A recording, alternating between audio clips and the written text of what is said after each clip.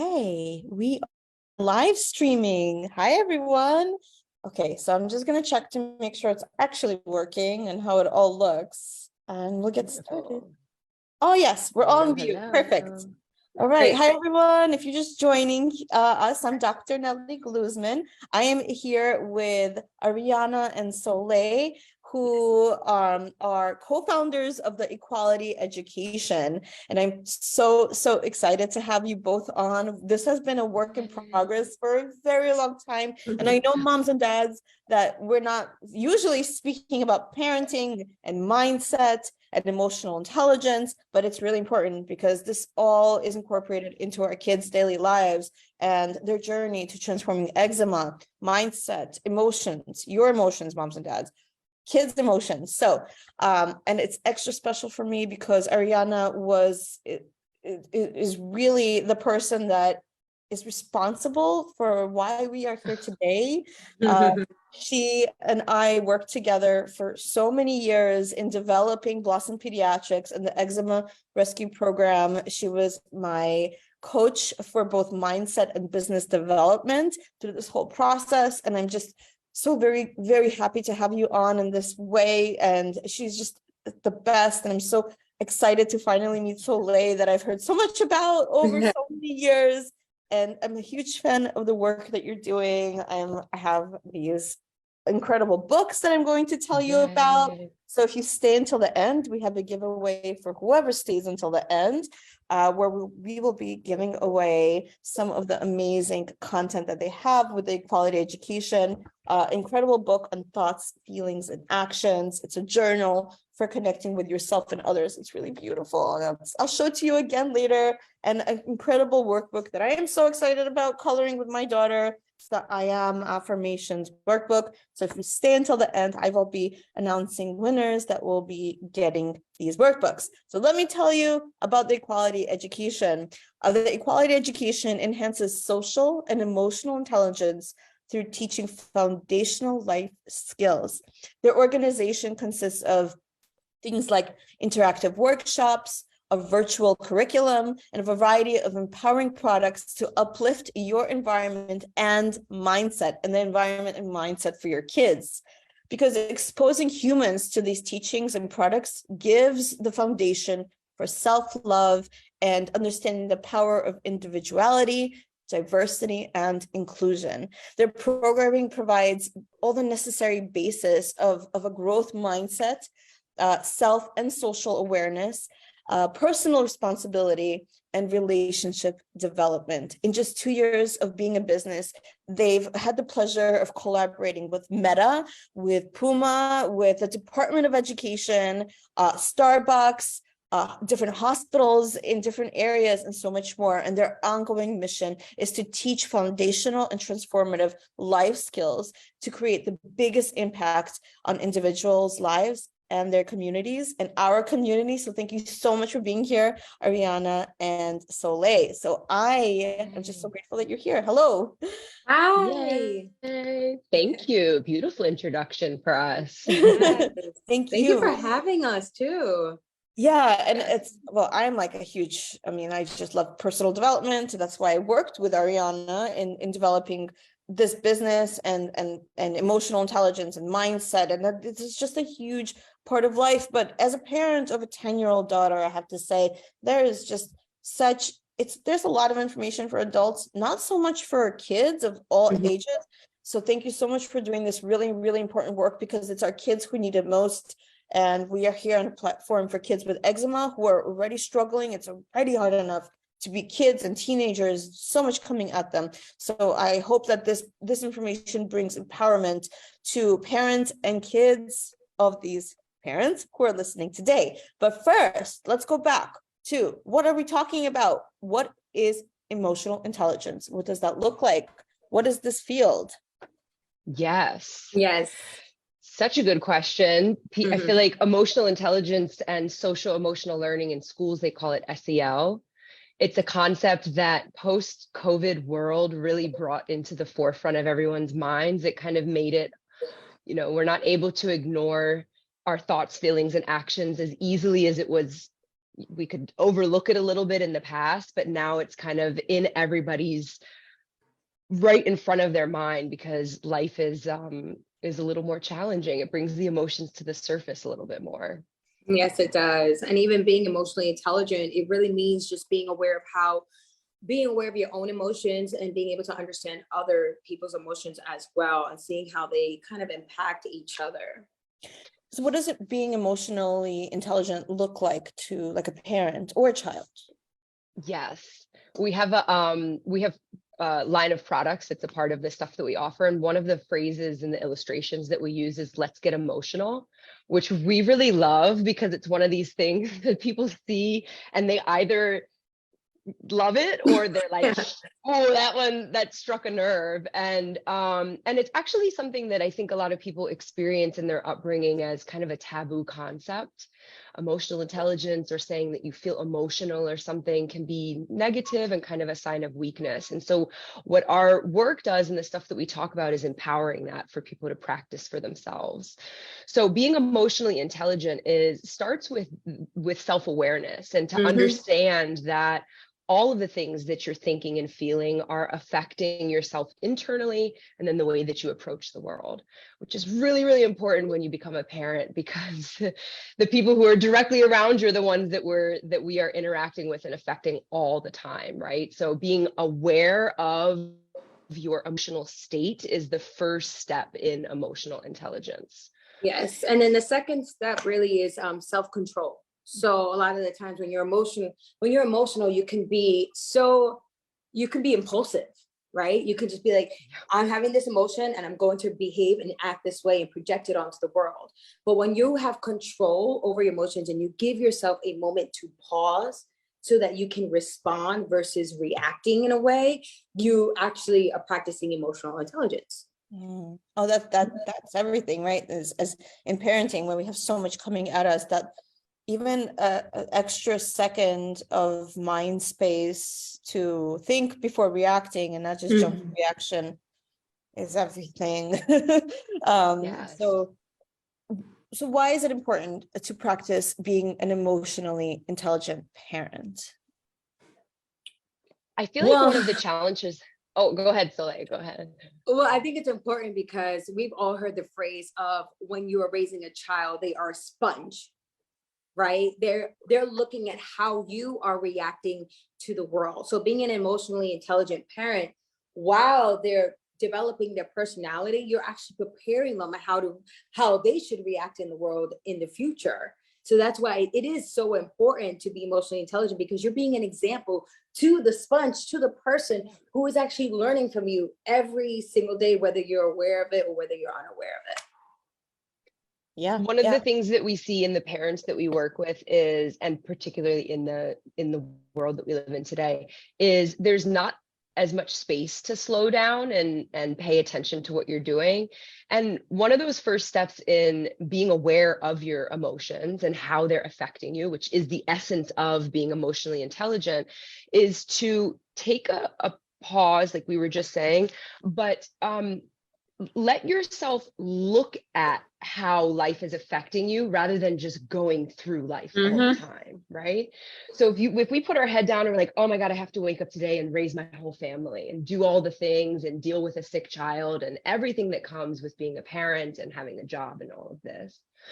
If you are able to have the practices in place that are for self-regulation and checking, your own system for checks and balances, it'll make it so you can always come back to this idea and it becomes a residual part of your life.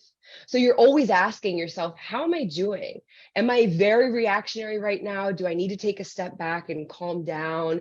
Am I serving my children and my family in the way that is best for them? Or do I need to come back to that a little later as well? And so that's a really, really important part of it, is that, like Soleil was saying, they're always sponging it up. And so being aware of this dynamic continually is really, the more that you are aware of it, the more that you will start to do better for yourself.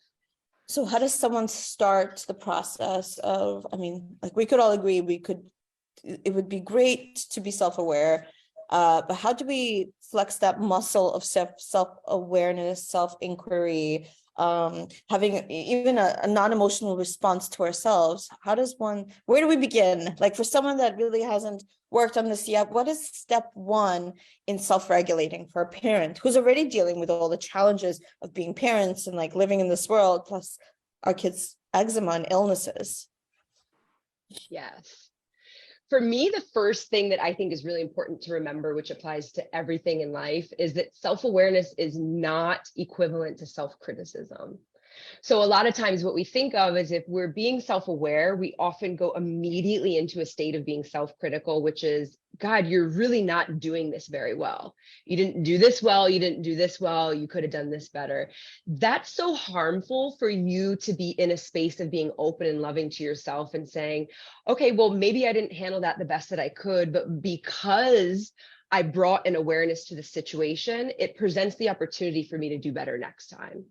And so next time when I notice myself in the same pattern, I have the chance to pause and then make the choice to practice something different. And that is the root of everything, right? So if I can say, okay, wait, I noticed this habit or this dynamic that needs work, and then I can practice, it will take thousands of times of practicing, as we all know. But giving yourself that space to practice and knowing that just because I know that I can do better doesn't mean that I'm bad. Mm-hmm. Yeah. I would just add on to that is just breath work, journaling, taking a walk, pausing before you react, finding ways to move your body. The way that you take care, I think it's parents often, I know that when you have a child, like you are putting them first, which is amazing because you want to be a great mom and you want to be a great dad, and that's incredible. But also how you are taking care of yourself will allow you to self-regulate and also be available at the with the child as well. So sometimes I think people really miss that mark because they're like, you're going to be more impulsive if you're just continuing to cater to a child, which is important. I'm not devaluing that at all, but never forget yourself, because when you're taking care of yourself, you are also taking care of that child.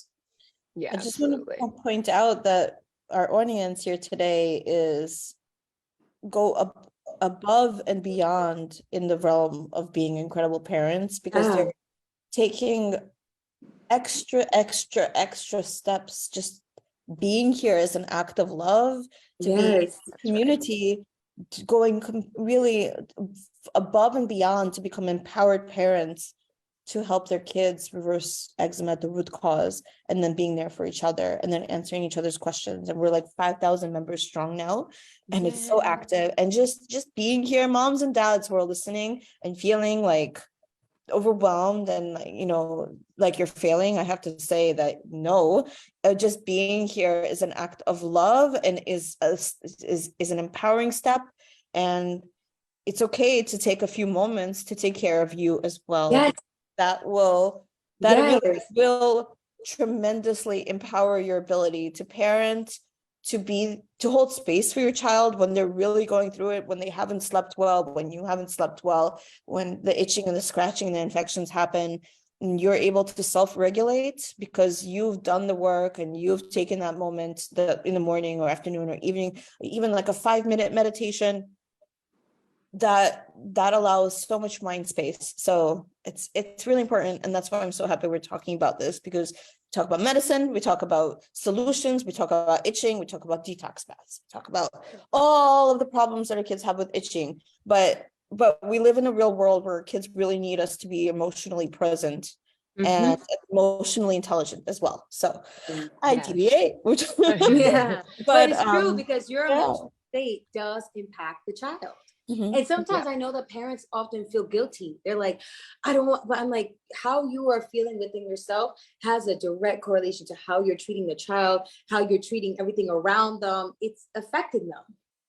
Yes. And so you mentioned the things a parent can do to create that space to become more self-regulated, to notice without being responsive or emotional to a reaction or a thought or an event, right? So let's just go back to like, what exactly can a parent do starting today? Let's say starting from scratch, we haven't done anything yet. I'm curious to start the process of creating that space of self-regulation in my world. What do I do? What are my options? Yes, I love that. I feel like people talk about advice a lot of times, then you leave the conversation, you're like, wait, how do I do this for myself? Yeah, I want No clue. exactly the 5 things that are, what are the options? Like what works for a lot of parents? What works well? So I think in the place that is starting is like you mentioned, sometimes parents feeling like they're a failure. Knowing that you can always try again is really, really the first thing. So practice is the first step. Okay. Because if I think I'm going to understand all of this and I'm going to implement it and it's going to be right and I'm going to be perfect forever, you will think that you are a failure, even though you're not. Mhm. So what were you going to say something? So I was going to say, to sum that up, just listening to this is already, you already did the step 1, the hard part is showing up. For being Yeah. open to this, Showing right? up. Showing up. Showing up. And remaining open, where you're saying that's the first step, is I'm open to being a learner about this. I'm showing up, I'm paying attention. This is a priority in my world. It means that I'm always doing better because I am committed to being that continual learner. So that's the first thing, is that like, know that this is a process and that you're doing better just by showing up. So that's a first thing. You can already check that first box off, which is great. We love to cross things off the to-do list.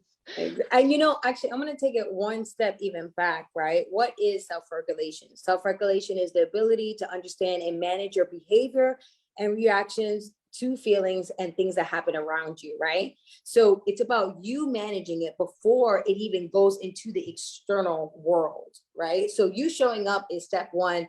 I think journaling, going for a walk, journaling is always great because you're like, you have to get the emotions out. Don't fight against it. Get it out. That to me is exactly. Yeah, she's got the journal on deck. Yeah.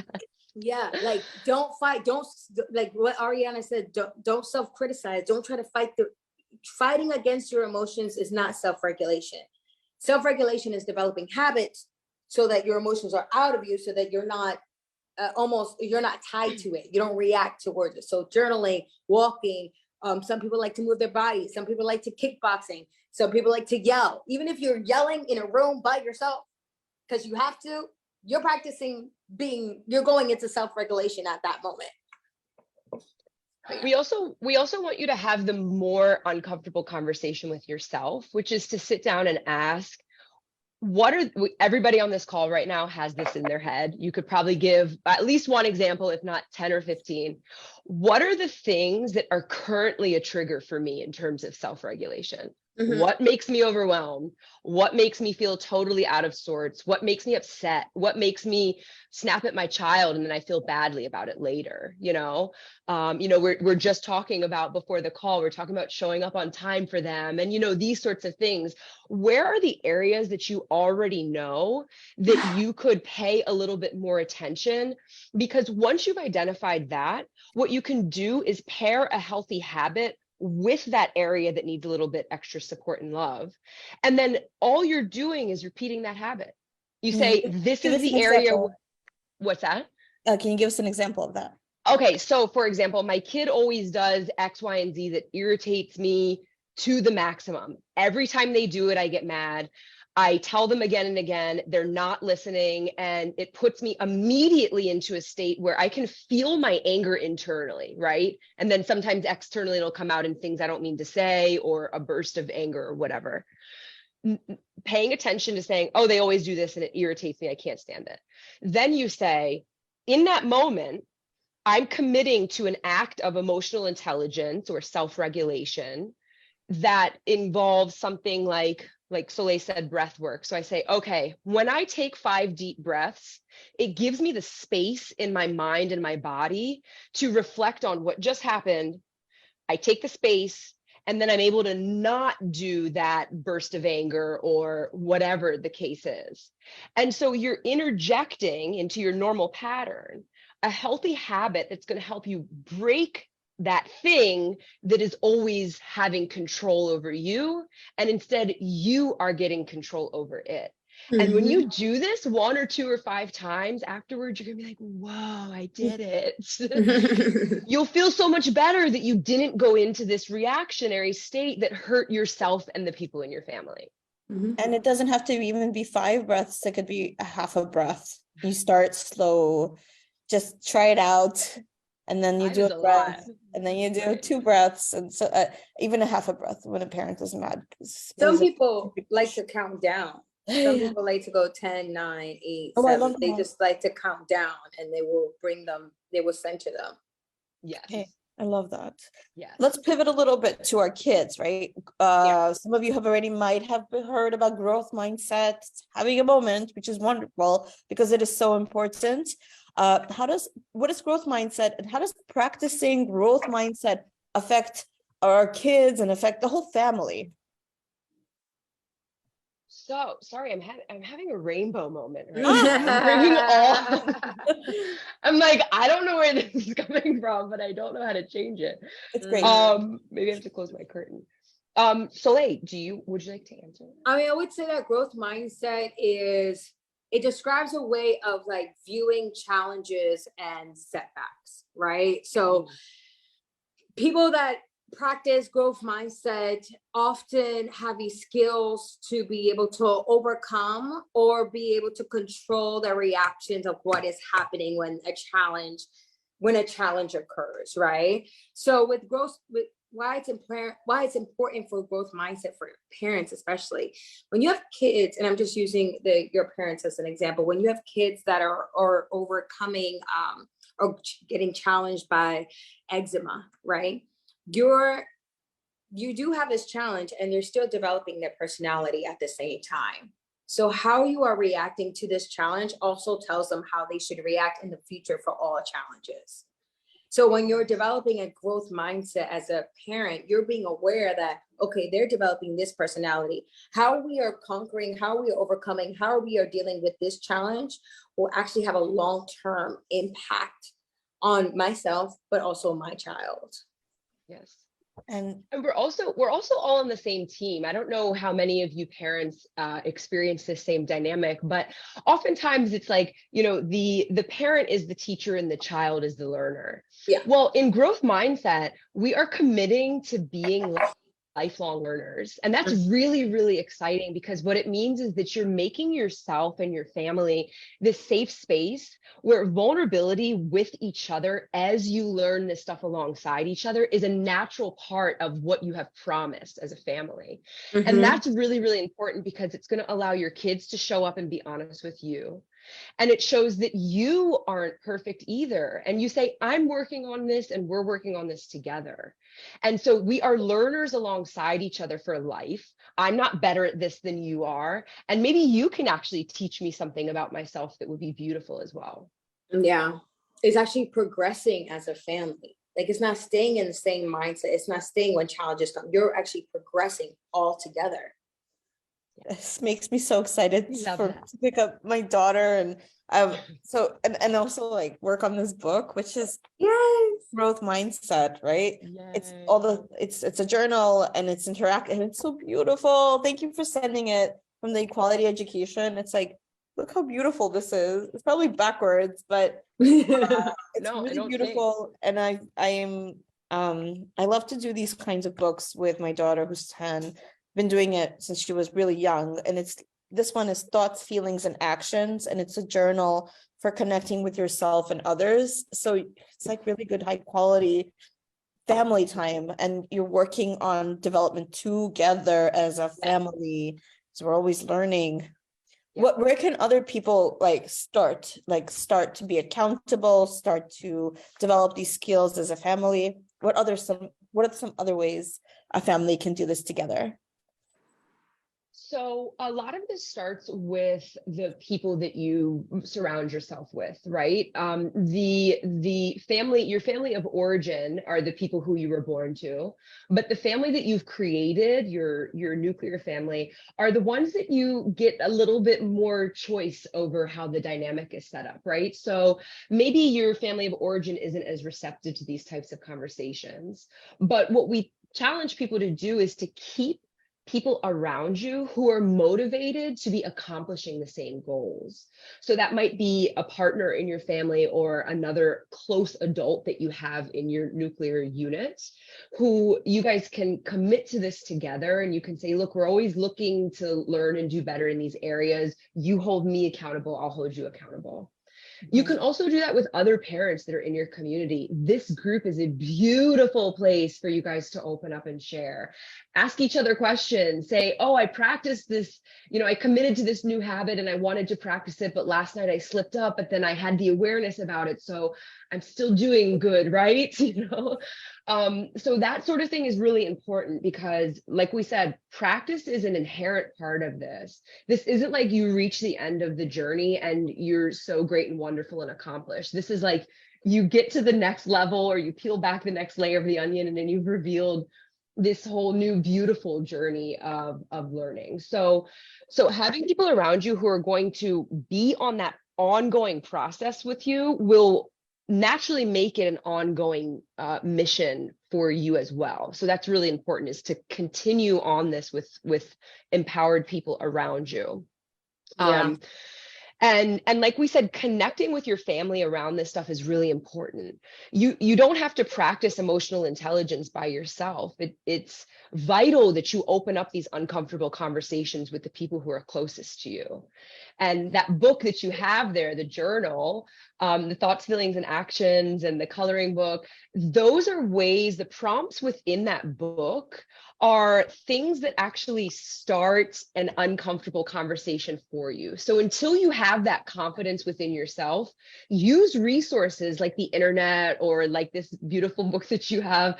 Those things will give you the exact words that you need when you're not comfortable doing it yet. And that's really important because it'll just, again, help you with the practice without you having to feel like you have it all figured out. Yeah. Can I read some of these inside the I am affirmations? Of course. I love affirmations. Like, I have a whole book here for affirmations because I can't think of some, but you mentioned some of these start uncomfortable conversations. I think that coloring books are a great way to allow yourself to be a little more vulnerable than you typically might be. So like, I just opened up a page here, and one of the coloring book prompts is, I am forgiving myself and others. And I think, that's really powerful, because like, how often do we just allow ourselves to sit in that? I'm getting emotional just thinking about it, how we do have to forgive ourselves because our kids are struggling and it's not our fault. We have to forgive ourselves as parents because we might have not made the same decisions that we would have made now, because we're now more educated and empowered. So it takes a lot. There's another one, I am mighty and brave, which I think is so important for our kids. So like, it's important and we can't ignore it. And there's ways to do it gently and mindfully and in a fun way.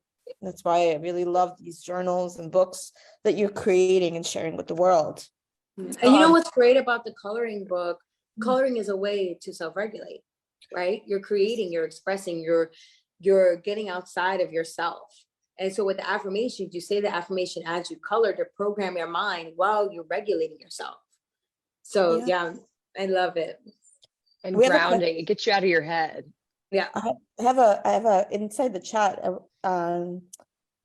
Jade Tracy asked a really important question. I'd like to, if you have time, to answer. So she wrote, pre-COVID, when our son was 2 and his healthcare center believed in all of this and partnered with families on this mindset. Now we homeschool, but starting with sitters. How do you suggest we start these conversations and mindset concepts with sitters, like babysitters? With the child care. Yes, great question. Great question. I actually was a sitter for many years. That's why I love that question. That's wonderful. I think that you're inviting someone into your home that has their own set of beliefs and etc. So you have to be aware of that.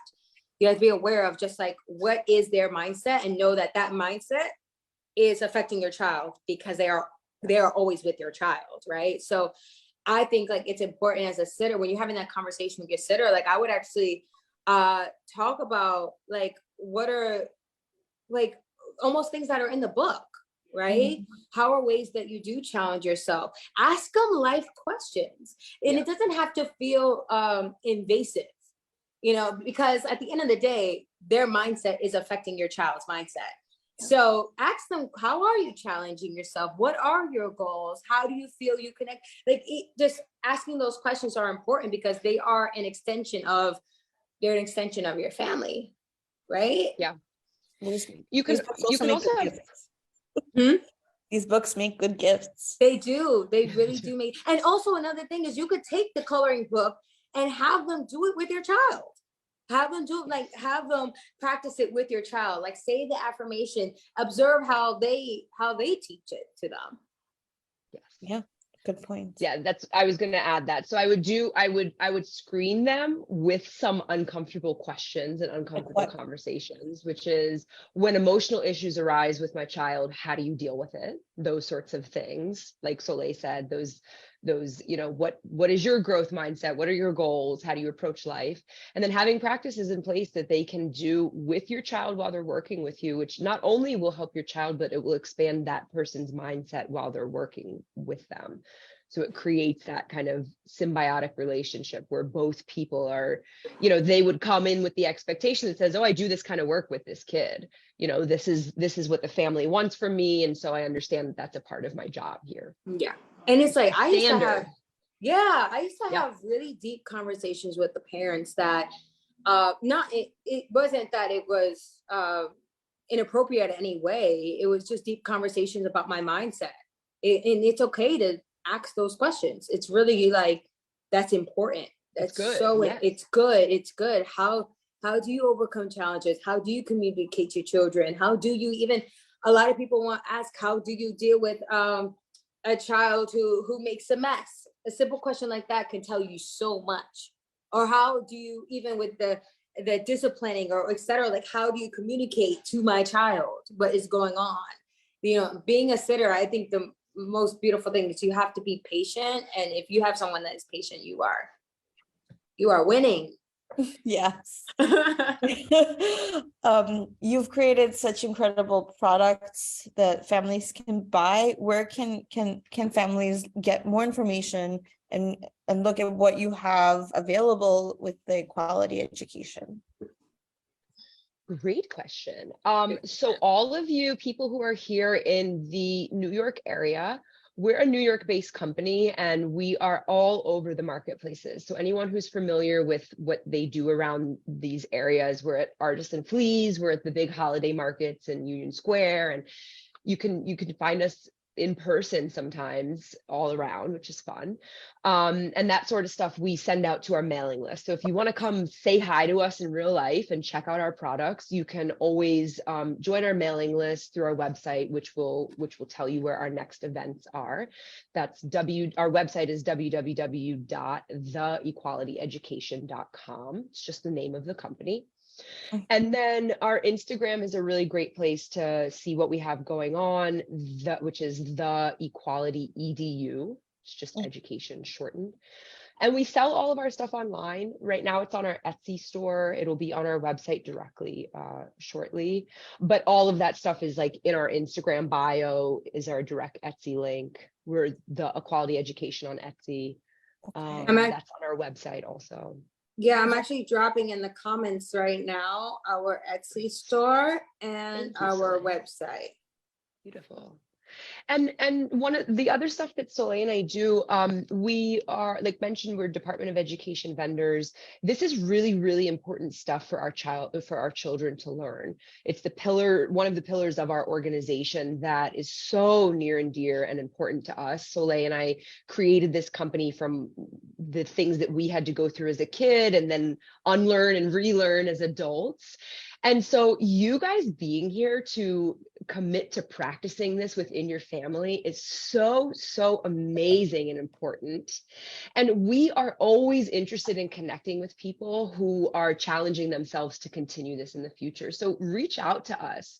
We want to answer your questions that you have tomorrow. And we want to engage with you and help you make this a part of your world so it can create a ripple effect to the people that you love the most. Awesome.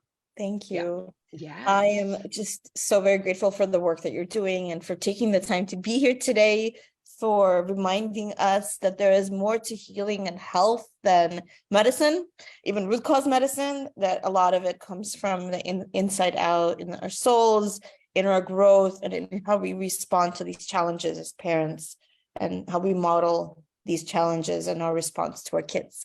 So thank you so much. I am super excited to actually get more of these books as gifts for like friends and teachers. And I'm just very grateful for the work that you're doing for society. So thank you. We'll give you a bulk order discount. Yeah. Just send us an email. We'll hook you guys up. Yes, thank you so much for having us. This was absolutely wonderful. And thank you everybody for being here. If you're watching this later, I'm going to be announcing the winners of these 2 amazing books shortly to whoever stayed until the end. I have your down and I'll be reaching out to you, to the winners. So thank you again. I hope everybody has a really, really beautiful, beautiful night. Thank you. Thank you, Dr. Glusman. Bye.